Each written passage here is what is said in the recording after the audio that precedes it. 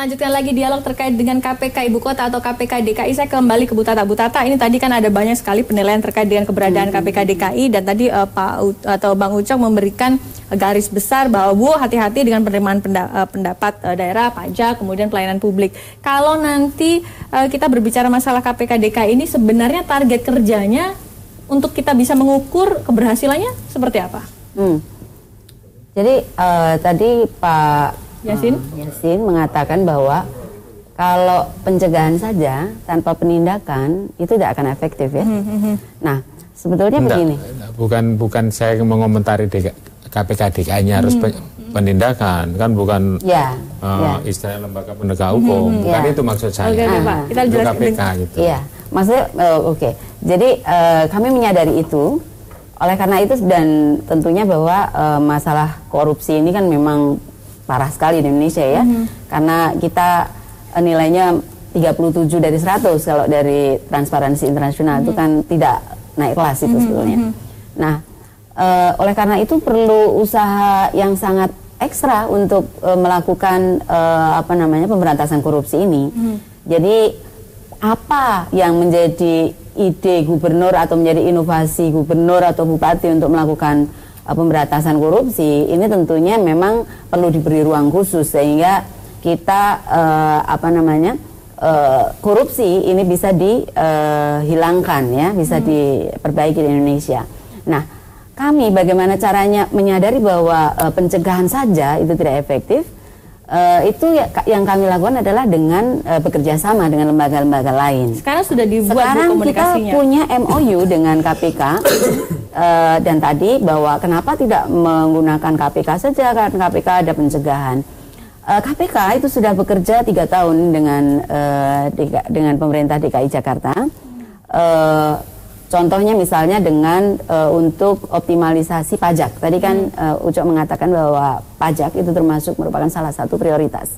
Dan di Pemda DKI juga pajak, peningkatan pendapatan itu juga memang dijadikan sebagai salah satu prioritas.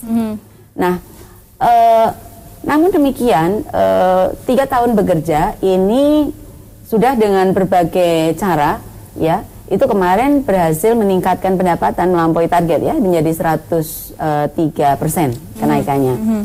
Nah, dengan adanya tentunya KPK Kuningan ini kan organisasi yang di luar Pemda. Betul. Sehingga tidak bisa melakukan mainstreaming ke dalam untuk anti korupsi, memastikan bisa bahwa sampai detail ya, dan memastikan bahwa program itu jalan dan dilaksanakan. Saya bayangkan betapa banyaknya tuh nanti aparatur di KPK kalau harus melototi setiap Pemda ya. Iya. Nah, kan ada inspektorat. Inspektorat bedanya ya antara inspektorat dengan KPK Ibu Kota itu berbeda. Jadi kalau inspektorat seperti kata Pak Yasin tadi adalah sebenarnya auditor independen ya.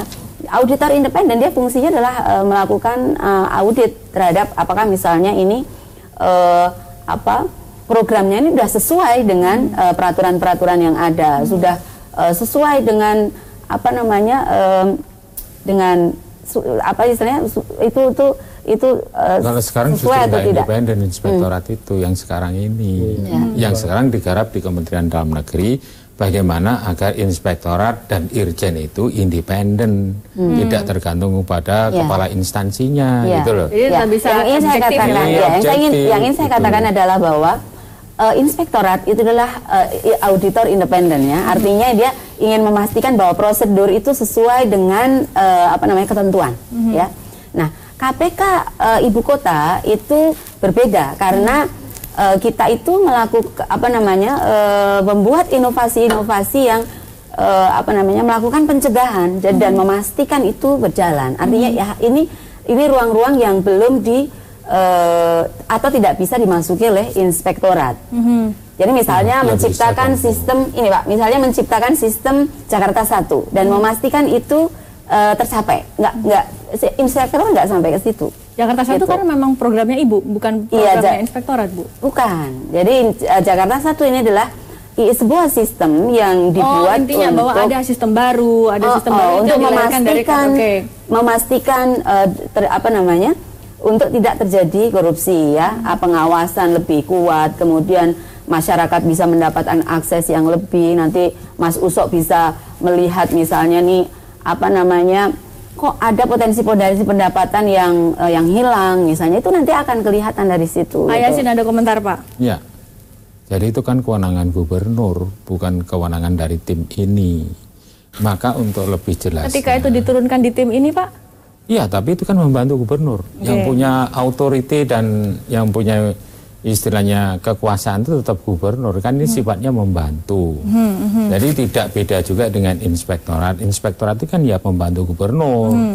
Kami Irjen itu juga membantu menteri, kan seperti itu. Nah, sehingga yang lebih bagus, karena ini kan baru.